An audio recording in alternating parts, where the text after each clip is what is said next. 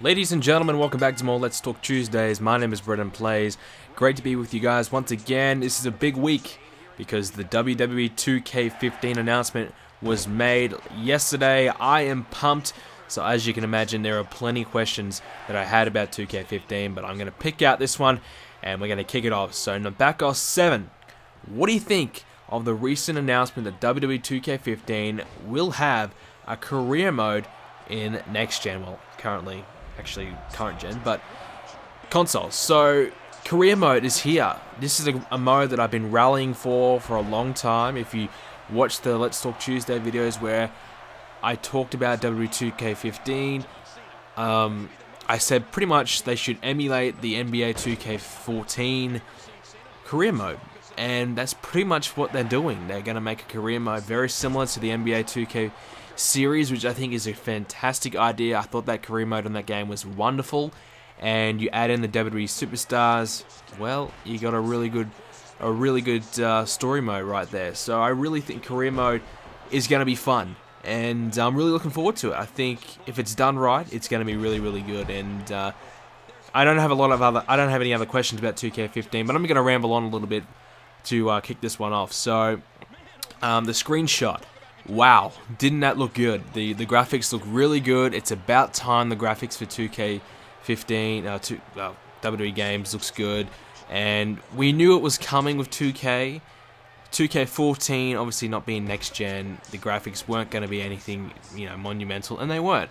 And that was okay with me because I thought the gameplay was still solid enough to warrant the purchase and still solid enough to keep me interested. And I'm still interested in 2K14. I'm still enjoying playing it.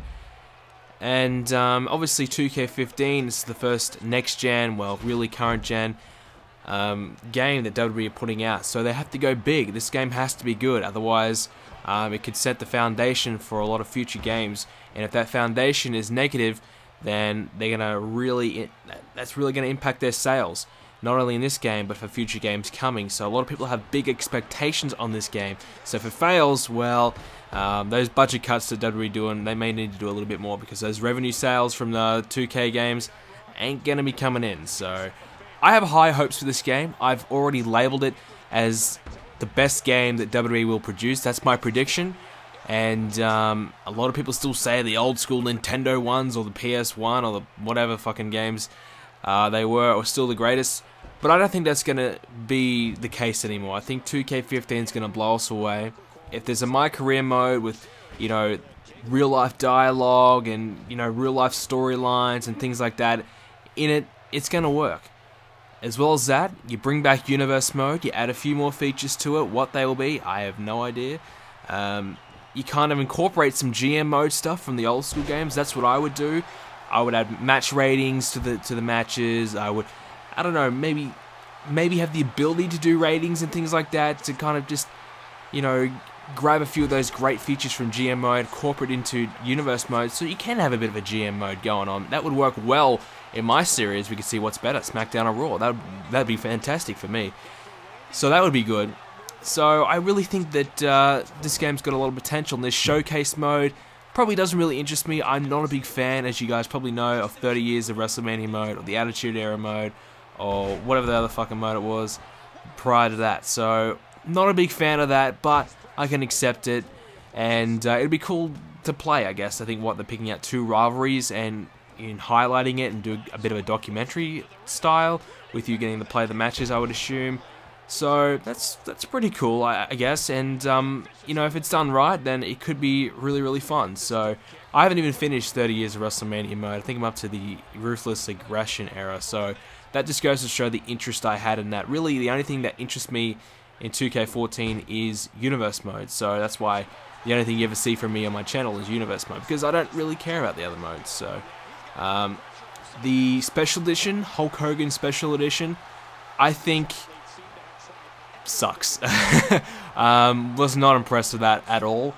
I will probably still get it because you get the Hulk Hogans, because you get the two Stings.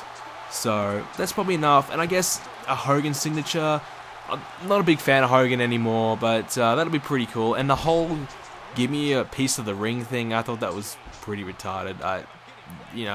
Whatever. and the little toy thing you get is pretty cool, so whatever. So that gets a pass from me. Not impressed. I thought the Undertaker edition last year was pretty good. I enjoyed that.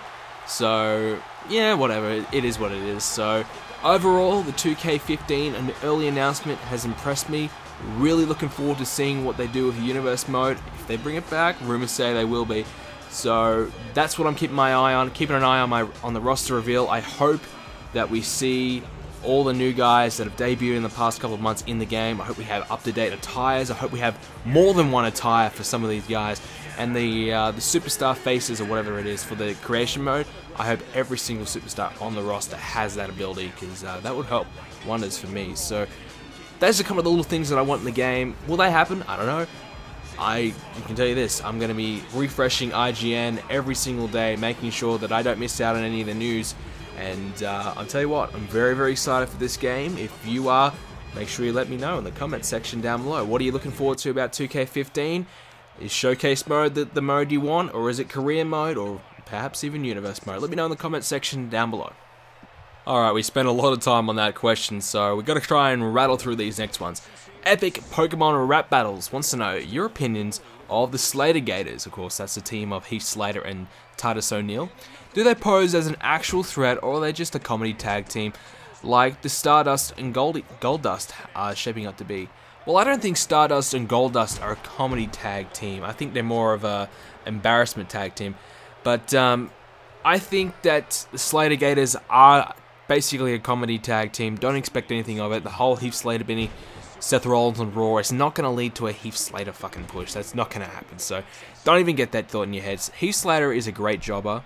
He plays that role very well. He's very hateable, just from what he does. But you can appreciate what he does. I think he's a good talent. Why Titus O'Neil is a jobber, why Titus O'Neil is getting treated the way he is, I have no idea. That's one of the guys that I always felt could make something. And I thought the Primetime Players as a tag team were really, really good. And they both complemented each other very, very well. So splitting those two guys apart has basically killed both their careers. I know Darren Young's injured at the moment, but when he comes back, really, is Darren Young going to be a legitimate singles competitor? I don't think so. So, Slater Gators, they're just kind of a filler tag team. They're getting a couple of wins to make them kind of look half credible. Who knows? We could see them, if they get over enough, then they may bring them up and may give them a proper push, but I highly doubt it. From what I've seen in the past, these guys are just going to be there to take some losses for the main tag teams.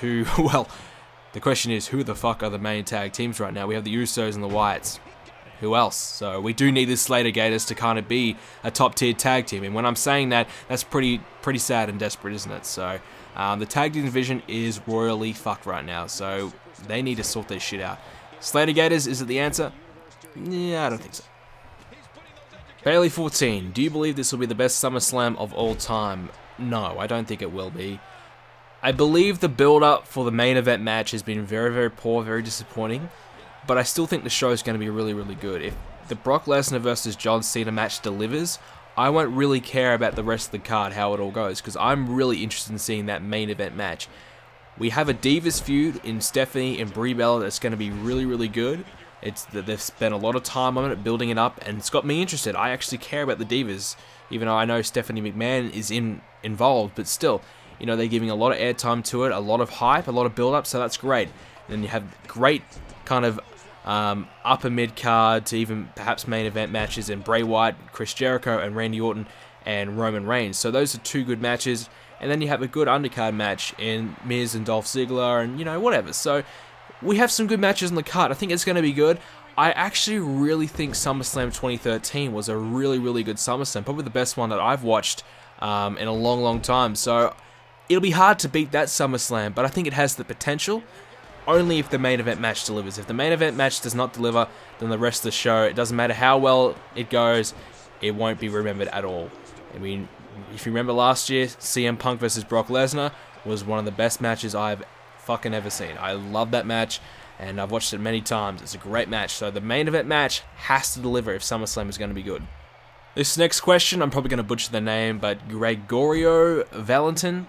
Did you watch the FAM, is it FAM or is it FAM? I don't know, Royal Rumble on Saturday, and why weren't you in the event? It had all the WWE YouTubers. Well, why wasn't I in the event? First of all, I had no idea this event was even going on. Second of all, I never got the invite. And I don't know the creator of this show, and I actually checked out a few of the clips of it, thought it was pretty cool.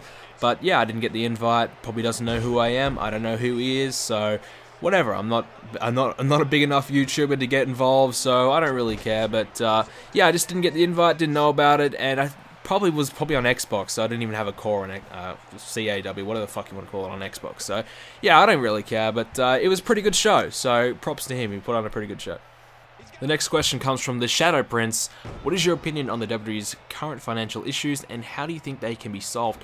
Well, obviously, all the financial issues are revolving around the WWE Network right now, and the fact that the WWE Network is really performing much lower to their expectations, only 700,000 subscriptions right now.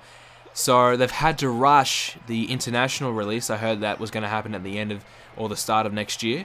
So because they've rushed that, obviously they're in panic mode right now, and if they're in panic mode, that in my opinion can only be good for the consumer. And the fact that they're releasing the network now, to me being Australian, is great, because I'm going to get the network even though I had it already. But they're going to get my money for a long time. So I enjoy the network, but the network right now, I think I've spoken about this before on the show, they've got a lot of they've got a big lack of content. They need to add a lot more content if they're going to entice buyers. They can keep promoting the fucking network, $9.99, $9.99 every 5 minutes on Raw, but it's not going to entice buyers, because you know what? They don't have the content to draw viewers into it. So if they want to solve their financial issues, they can keep firing whoever they want. They can keep cutting back on all the budgets. They can stop all the pyro, all the fireworks, whatever they want to do. But the fact is, the reason why they're having financial problems is their current product is not good enough, and their network is not worth buying.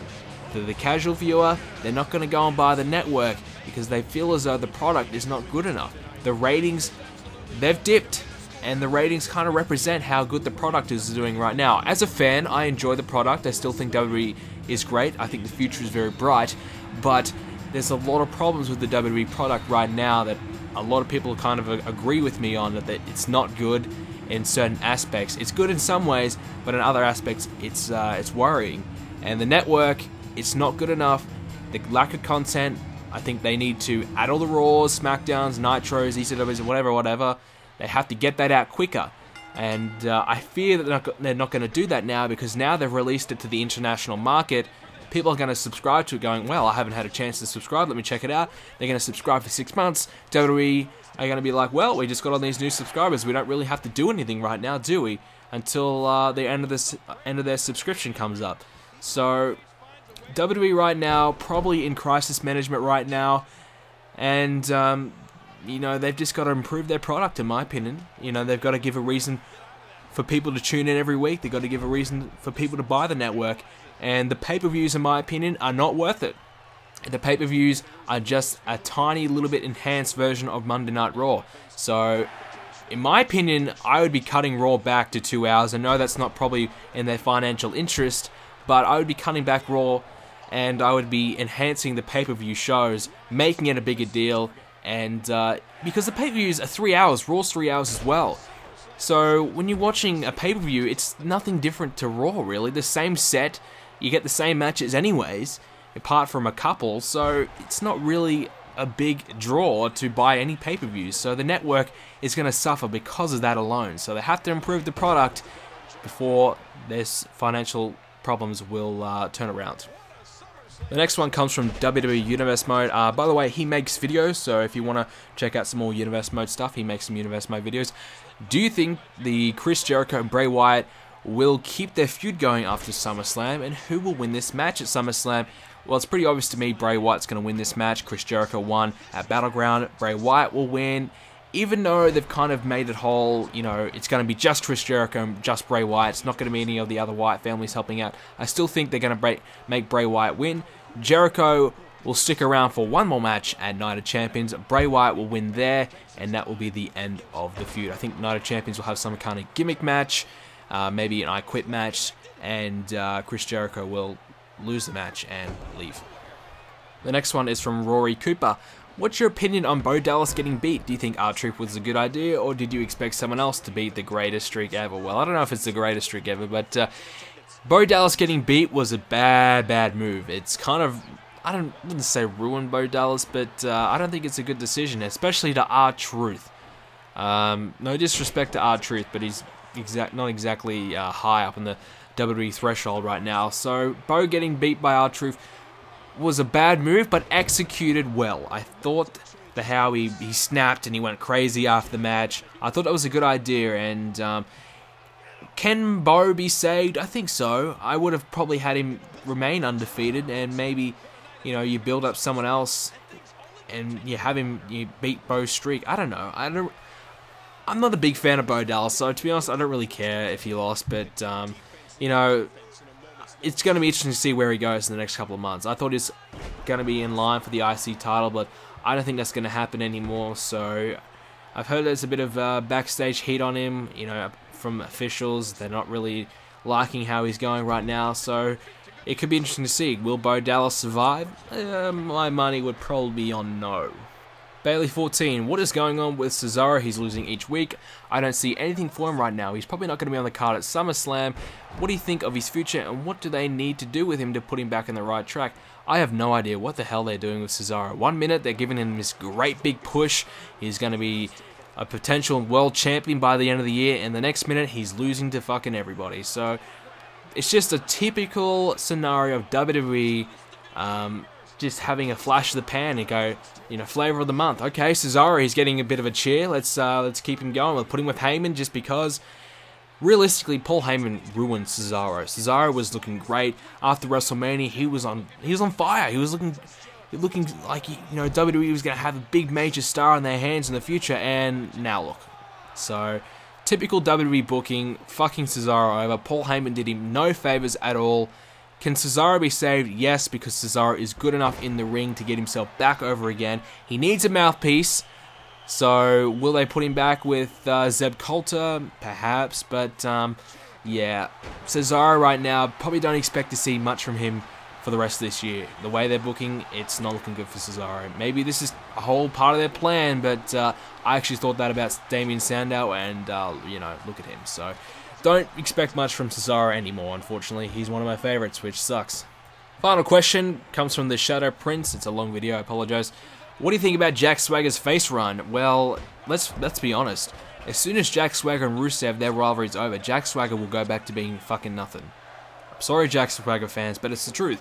Jack Swagger is only getting cheered because he's from America and he's representing America, and he's taking on the big bad Russian guy, and all the fans want America to beat Russia, as you know, as you would expect. So right now, I don't really care because I'm not American, so I don't really care. So Jack Swagger, in my opinion, I mean, you know, he's got a bit of talent, but I don't think he's ever going to be anything big again. Him being the world champion a few years back was a bad mistake, in my opinion. And they're never going to give him that kind of push again. And now that the title's united, you can forget about that. So Jack Swagger may hold another mid-card title in his career, but he's never going to be main event material ever again. So that's it from me today, ladies and gentlemen. I apologize again for the long video, but we got through a lot of good stuff. I hope you guys enjoyed this episode. If you did, please leave a like, and if you want to see more, you have to subscribe. And please leave your questions on the comment section down below. We didn't have a lot of questions this week. I know last week I kind of said keep them relevant to the times, but if you got any general questions, put them down right now. But also, sign up to the forums and post your questions over in the Let's Talk Tuesday thread. That is the best way to get your question answered, and the best way to kind of keep relevant. You know, give me some relevant questions to what is going on right now. So, guys, hope you guys enjoyed it, and make sure if you did to have a great day, and I will see you all next Tuesday. Thanks, guys.